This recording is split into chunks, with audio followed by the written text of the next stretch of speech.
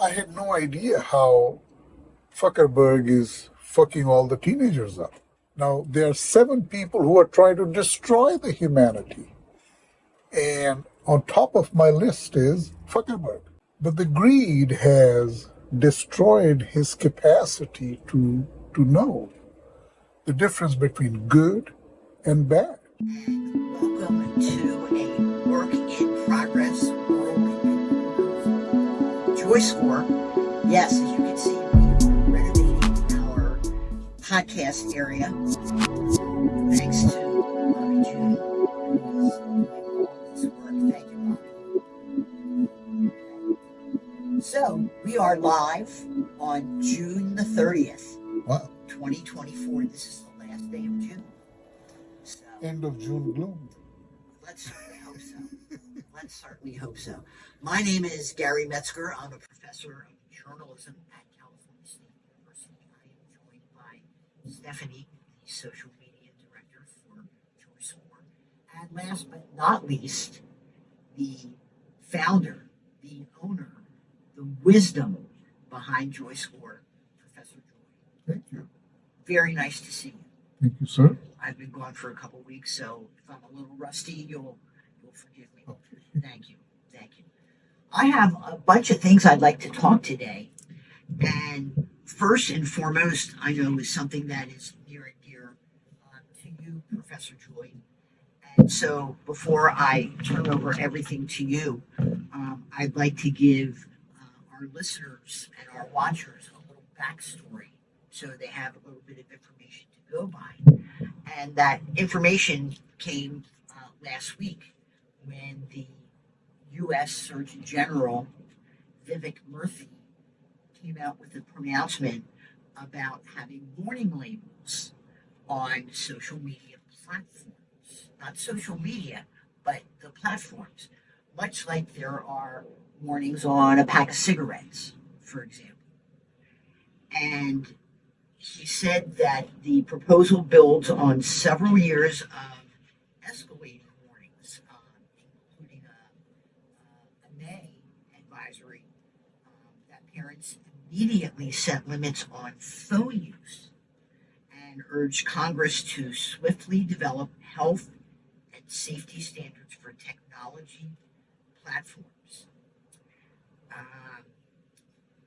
When the New York Times printed this particular story, TikTok did not respond with a comment, nor did YouTube or X, which is Twitter, comment as well. Dr. Murthy pointed out in an essay in the New York Times opinion section that research shows that teens who spend more than 3 hours a day on social media face a significantly higher risk of mental health problems, which we certainly know about and which we address in our JoyScore app. 46% of adolescents said that social media made them feel worse about their bodies. 46%.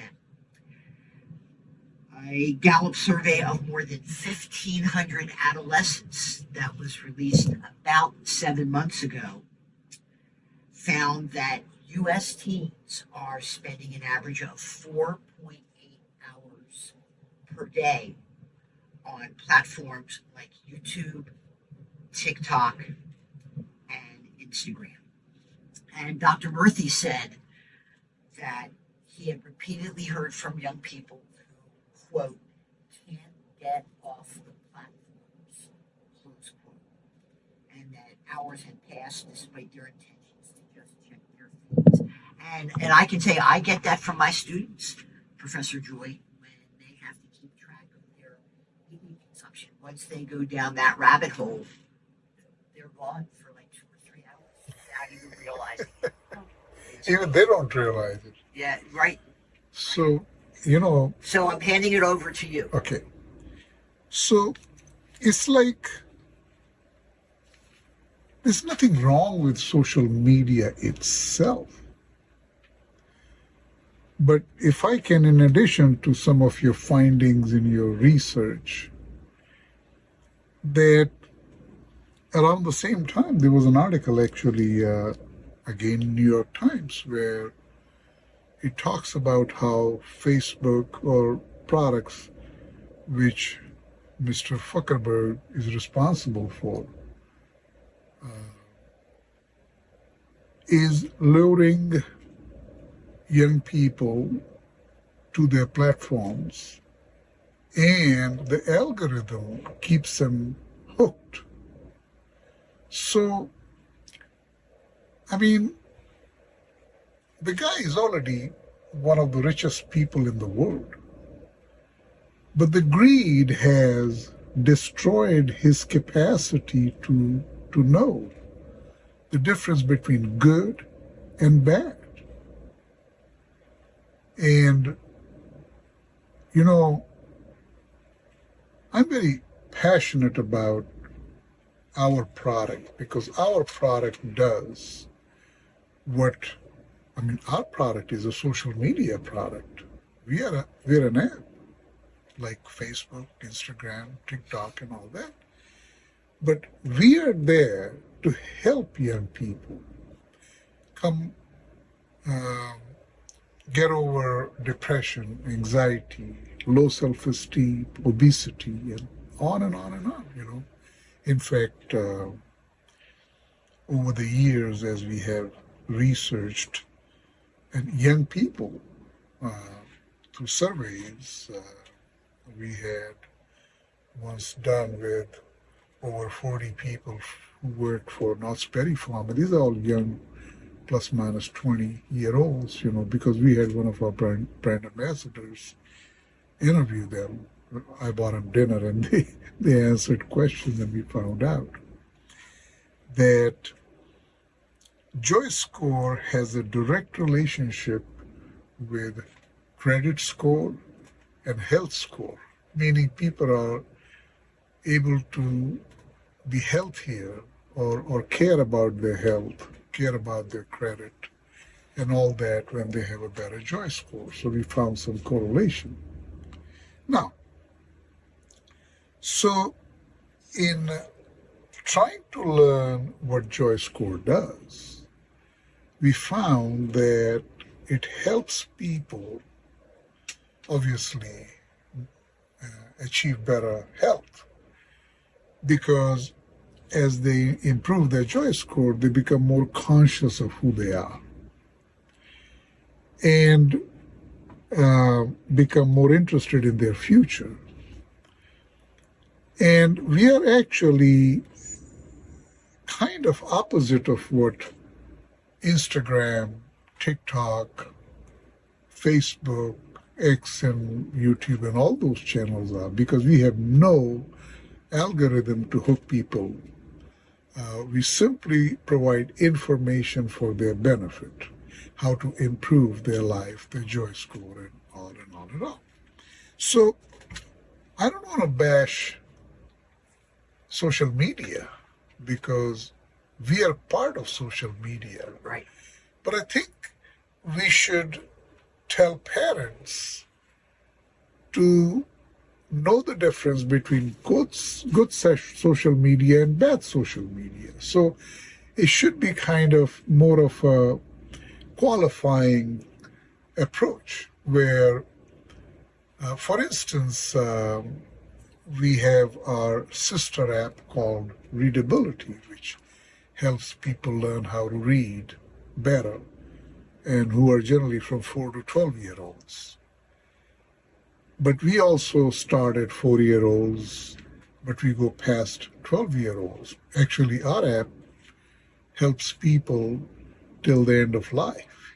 There's no age limit on our app. Right. So we kind of stumbled into this reality. I mean, when I started JoyScore as a project, or wrote the book and stuff like that, I had no idea how Zuckerberg is fucking all the teenagers up. It just so happens that I learned about it. I said, oh my God, I mean, how much more money does he want? Right. Actually, I have to say something here. I'm kind of politically incorrect and out of line. But like we've heard, there are 7 wonders in the world, right? Right. Then there are 7 threats to humanity and human society in the world. The direct opposite of wonders. Now, people created wonders, which is so beautiful. Now, there are 7 people who are trying to destroy the humanity. And on top of my list is Zuckerberg. He is. The other 6? Oh, okay. By the way, if I say all the names, then they're going to send people to kill me, which is okay. That's okay. Sooner or later, I'm going to die, If they kill me, they kill me, So number 2 is Putin, who is engaged in this pointless war. He is another Hitler, Who is holding a Wall Street Journal journalist Right. who's on a secret trial right That guy is an amazing, inhuman. He's considered to be a war criminal. He cannot leave that country. He can only visit people that are cronies of his, like he just visited North Korean Kim Jong-un. Right. So, number 2 is Putin. Number 3 is China's Xi. Number 3 is Kim Jong-un, who's North Korean leader. Number Number 5 now. 5 is Netanyahu. Number 6 is Iranian supreme leader. And number 7 is our dear, our own Donald Trump. Our former president. Actually, it's so funny. I read 3 newspapers every day, New York Times, LA Times, Wall Street Journal.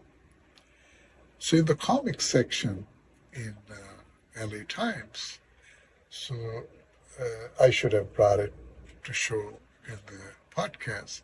So they show this big wall, picture of a big wall.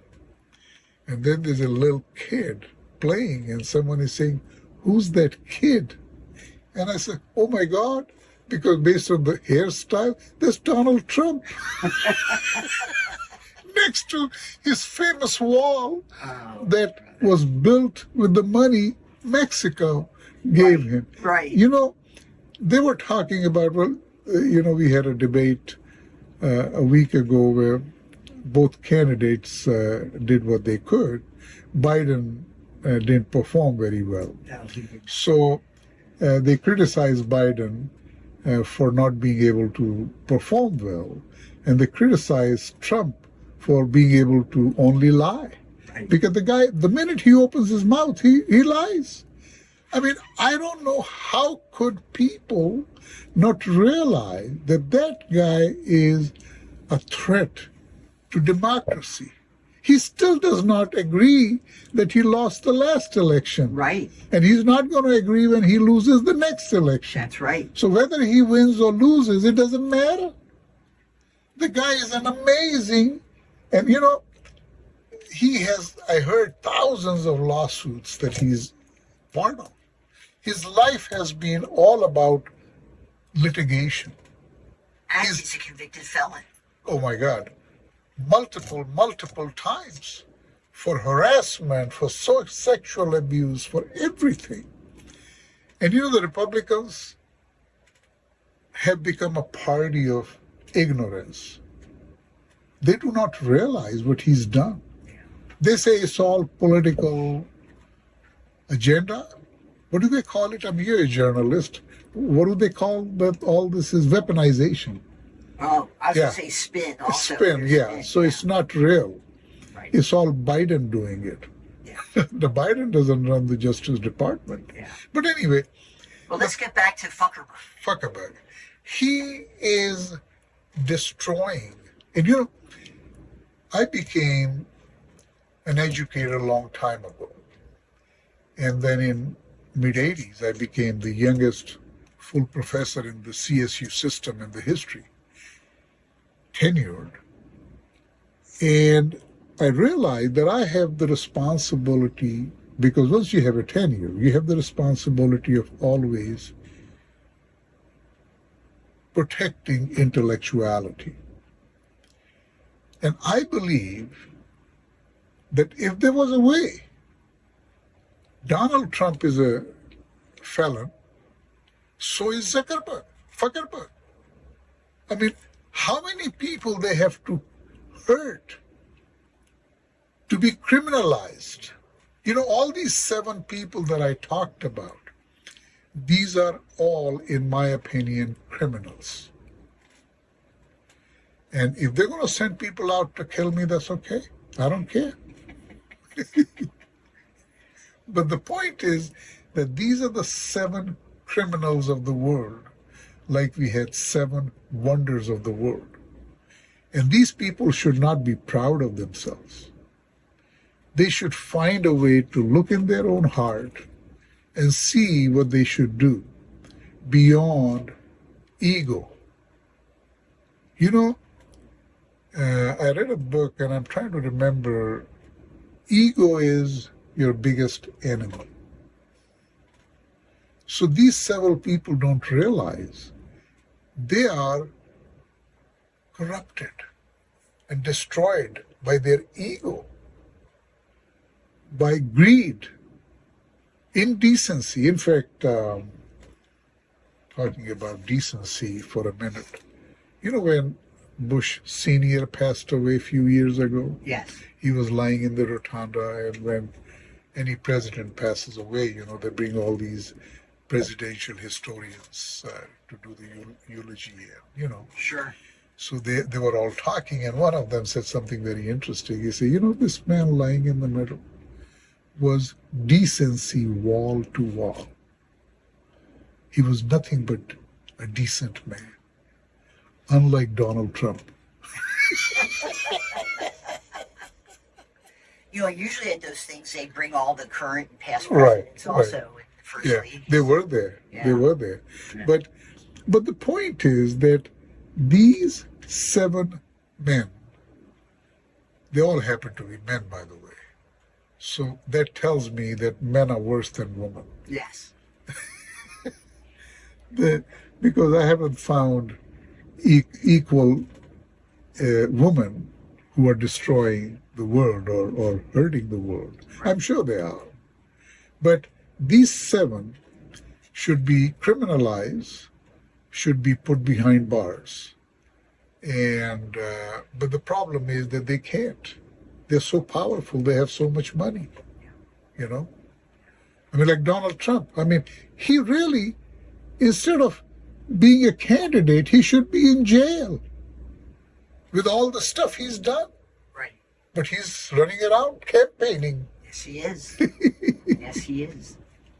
Anyway, I think my passion is getting out of hand in terms I of... don't think it is. Really? No, I really don't. I don't think it. I think it's well Because placed. I mean, I feel very passionate about it, and I'm a tenured full professor. You know, I have the responsibility of protecting the intellectuality and decency, and these people are not decent. No. You know. No. Dr. Murtha said that these platforms are designed to maximize how much time we spend on them. Right. It's one thing to do that to an adult, Right. and another thing to do it to a child whose impulse control is still developing, whose brain is at a sensitive phase of development. And that just leads to, you know, the use of algorithms. You know, so I've kind of looked into human development and brain development because of JoyScore's, and I realized that a child is starting being influenced while he is conceived, not even born yet. So from the time conception, even if the mother is going through that anxiety, emotional stress because of the apps and social media and stuff like that, that fetus is experiencing that. And then after birth, it takes somewhere between 4 to 7 years of developmental process for this child to have a developed brain. And then if you let that child be given social media, and especially social media such as, can you log into Instagram, TikTok, and Facebook below 7 years of age? I think they have an age limit, but I think. You can do that, huh? Yeah. Kids can get into Yeah, you it. can manipulate. Yeah, When they yeah. ask you. I mean, especially if the parents are not controlling, because Right. parents can control, by the way. Parents have the smartphones, by the way, have the capacity for parents to control how much and where they go and what they should not be going to. But many don't. I know that. So now, let's say for a minute, okay? Let's stop bashing social media. Let's get over to the parents a little bit. What percentage of the kids born in the world are unplanned and unwanted? Give me a percentage. 50%. Over 50 or under 50? I'd say over. Yeah, you're right. Over 50%. Now, so JoyScore doctrine would help. Do you know what that is? I don't. Okay. It's kind of, I was hoping you would share it with us. yeah. So it is that people should not date, a boy and a girl should not date unless they have JoyScore of 50. They should not have sex unless they have JoyScore of 55. And they should not have a child unless they have a JoyScore of 60. Now, one of the, Braden Phillips, so we had a few years ago a podcast about relationships on one of the chapters. So one of the girls who are our brand ambassador asked him, so, what's a good age for people to be involved with JoyScore, especially if they're dating? So yeah, before they start dating, because you don't want to be dating and getting closer to having a child, whether you get married or not, that doesn't matter these days. But it would be very unhealthy to bring a child without understanding what JoyScore means, because if you're not mature enough yet to have a child, it's not appropriate. So we have over 50% of the children born without planning, without wanting them, unplanned, unwanted. Now, of that 50%, then some of it is taken up by social media because the parents don't have time for them. See, when parents don't have time for them, again, to me, that's inhuman. How can you bring a child to this world and not nurture and take care of it? It's like if you, there was this, have you heard of Tony Robbins? Yes, I have. So Tony Robbins was being interviewed and he talks about that if you buy just a few $1,000 racing horse, not $1 billion, just a few $1,000 racing horse, you would have this horse be checked by the best dietitian, best doctor to make sure he's healthy and eating well and exercising well. And here we have $1 billion body, we don't give a shit about it. Yeah. I mean, you're a trainer. Yeah. People coming to the gym, By the way, some of the people who are at the gym, they look bad. Sadly, that's true. I bet you some of your spin class people don't look that good either. No, they don't. No. But at least they're trying. Right. Okay? So all I'm requesting and pleading is that people need to take care of their children and not have children unless they're ready for them, unless they're planned.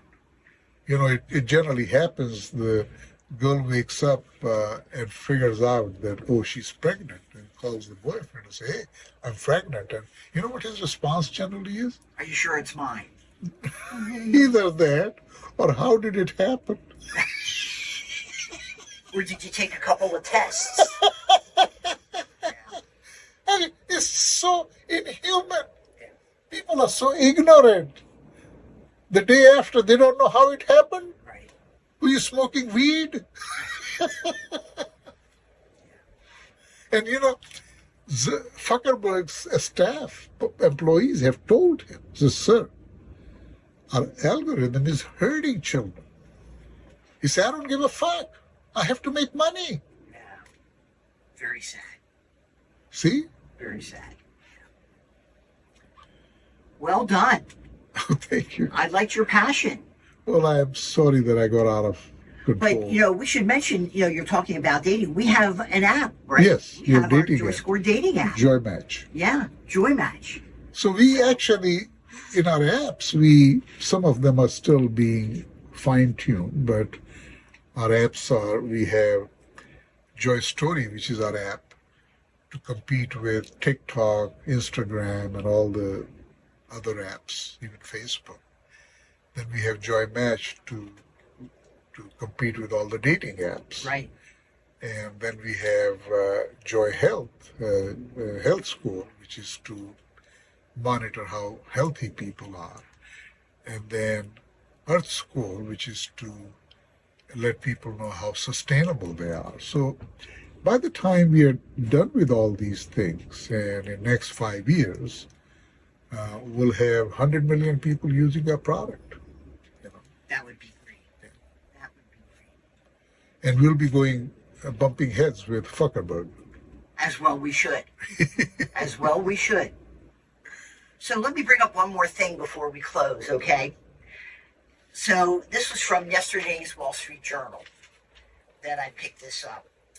And the headline is that it has never been harder or more essential to have a work best friend. Do you have a work best friend? No, I don't think so. I do. I do. I've been working with the same person to advise the student newspaper, and we've been doing this for coming up on 17 years. Wow.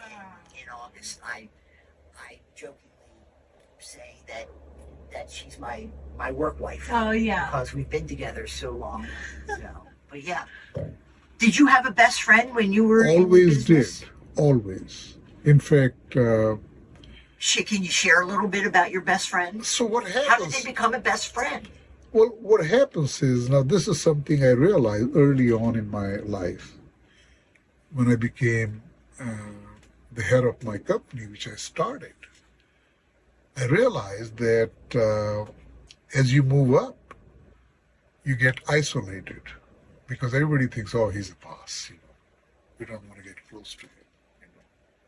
So bosses are isolated because of their status.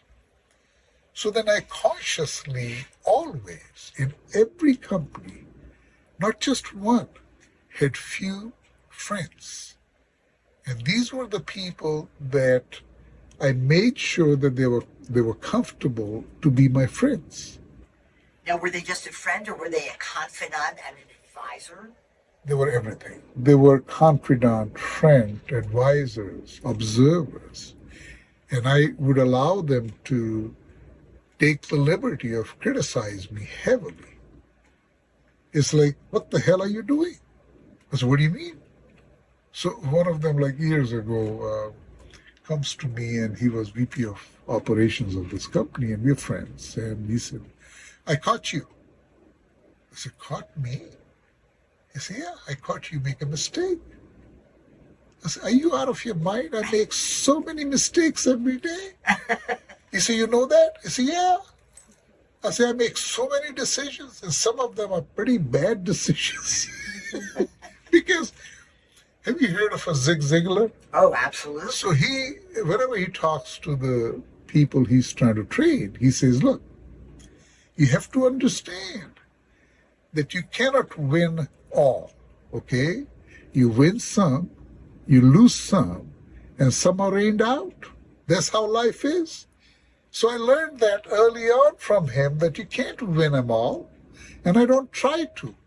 I given an opportunity, I always analyze things, like if same guy was telling me he caught me making a mistake, he always comes to me and say, hey, I got a problem. I say, okay, what is it? So tells me what the problem is. He's my VP of operations, he's an important guy, I say, okay, so I see the problem. So if it were you to make a decision, give me three options. He said, well, I can do A, this, B, this, and C, this. I said, okay, now I want you to tell me which one of the three is the best decision. He said, B. I said, then go, make it. I said, what if it's wrong? I said, what difference does it make? If I did that and I made the decision, I could be wrong too. So you have to be willing to be wrong. Right. Yes. Very true. So this story, Professor Joy, because of hybrid work, because of the pandemic, Right. obviously, your friendships have to be able to those teams or things like that. Well, the Zoom doesn't allow you to have good friendships, by the way. No, It's not practical. no. I mean, you can make like little comments Right, here that are but private and everything, but this work friend you talked about needs physical contact, in-person interaction. a Gallup survey of nearly 4,000 hybrid workers 2 years ago found 17% said they had a work best friend, but that was down 5 percentage points from 2019. Oh, okay. The results haven't been good for employee morale, particularly among young people who are more eager to bring their whole selves to work. Any corporate leader will tell you that fostering friendships at work ranks among their toughest challenges. So yeah, it's, When I went to Harvard Business School, a lot of the people in my class, and we are like very successful people, because it cost you $150,000 to attend, So everybody talks about YPO. You know what is YPO? no. Okay. So they all talk about, I was a member of YPO. And the best thing from YPO was the forum. And what is YPO and what is forum? I mean, I didn't know that. I said, well, YPO is an organization. You become member and it's cost a lot of money. You have, what YPO means is Young Presidents Organization. So you have to be a president of a major company to be able to afford to be a member. So I said, okay, I can afford anything. I'll become a member. So I call them up. I say, okay, I want to become a member. And they say, how old are you? I said, 46. I said, it's too late. I said, what's the cutoff date? 45. Oh, So then I say, what the hell is so good about this forum you talk about? He said, forum was the best thing YPO had. So it was generally a group of not more than 10 people who get together once a month. And anyone can bring and discuss anything, including their personal problem. But what is discussed in that forum stays in the forum, doesn't go out. So people, it's like you go to a therapy session once a month and you solve any problem you have. Because just imagine you bring your problem that I'm having this problem with my wife, and all 10 are advising you, obviously you're going to solve it. right. Because there's so many ideas flowing, Got the best and the brightest all Best around the brightest. So this forum, they looked forward to coming to the forum every month. It was, and they still, even though they're not part of YPO anymore, but they still attend those forums, which were started years ago. So I'm setting up my own forum. I've actually set up one already, but I don't have enough people in it yet. How many people would you like to have in it? 10. 10. Yeah. Got it. Would you like to join? I don't think I'm worthy of joining your august group. Okay. So anyway, experts say that the best work friends have comparable power. Okay. Okay. And they are not in direct competition. Okay. If they report to a different boss or are on a different team, it can be easier to trust that the feedback is unbiased. So the bottom line is, for all the talk of work-life boundaries, work is still often so much more than a way to make a living. It's where we spend most of our time and often where we meet people with similar interests. And with a work best friend, it's easier to fulfill these very human desires for purpose and pleasure, regardless of the job. So, You know, talk about work. So, years ago, I realized I have to work. There's no other choice, right? okay, And so, well, if I'm going to work, I want the best outcome from putting the time in it. So, there is a book that JoyScore's is based on. Did I tell you how I got the score, from where I got the score? And another book. Yeah. It's a book called Betty Edwards is the one who I learned the meaning of joy from, right side of the brain. So after Harvard Business School, I started my own management program. I taught all the key people in the companies. I had 9 companies. So people who are presidents, vice presidents, project managers, they could come to my class and take it for free. You don't have to spend $150,000, you know. And I'm teaching the same concept that I learned at Harvard Business School. But the requirement was that everybody had to review a book and make a presentation to the group. it didn't matter what genre the book was. No. Whatever they wanted to review, whatever their interest was, that's okay. So this guy reviewed the book called Game of Work by Coonrod. And he says that keeping score is the breakfast for champions. He says you cannot succeed in anything at work unless you keep your score. And I agree with that, because keeping score is important. I mean, this is how the education system is based on score. You get your grades, you know, and they're always trying to get a better grade, you know. So I looked at my book, which I wrote, just finished, called Joy in Health and Happiness. I said, there's no score in it. I said, excuse me, I want to borrow score from this guy and add it to joy, because the name of the book was Joy, which was the main thing, in health and happiness. I said, okay, I got it. I'm going to take his score and attach it to joy and call it JoyScore. So that's how JoyScore I love it. was born. But you know, numbers, you know, we go to the gym, Yeah. you know, there's a number of repetitions you have to do. There is an exact number of pounds of weight that you lift. Morita Around. Everything has Morita has been training me for now 10 years. Okay. You know Morita. I do. 10 years. And she has been recording everything I have done in 10 years in a diary. A diary, yeah. She can tell you when I started how much I could do and now how much I can do in terms of the rollers, the plank, you name it, everything, you know. But you know what really has helped me the most? So generally we have everything she does. I have between 5 and 8 reps of exercise. Okay. And each rep is 20 seconds. And this is a very special program that we use. So it's 10 up and 10 down.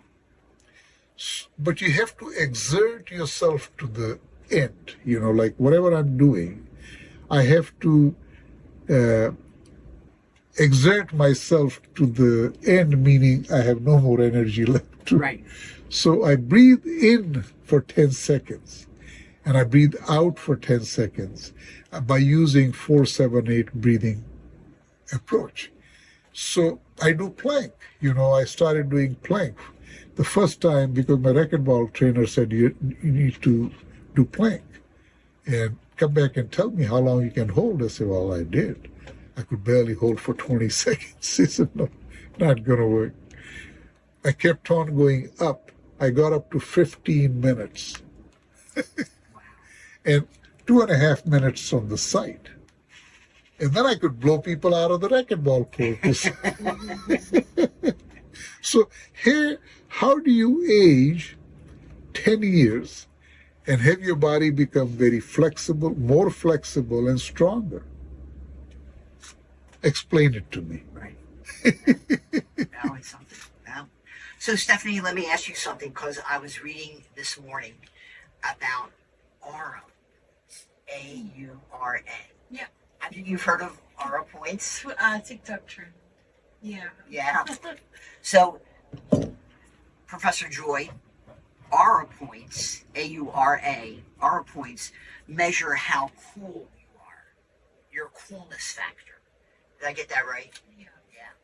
So that's another score that is around right now. The Parliament in the United Kingdom is using those points. Really? People who wear Crocs are given a certain number of Wow. aura points. Interesting.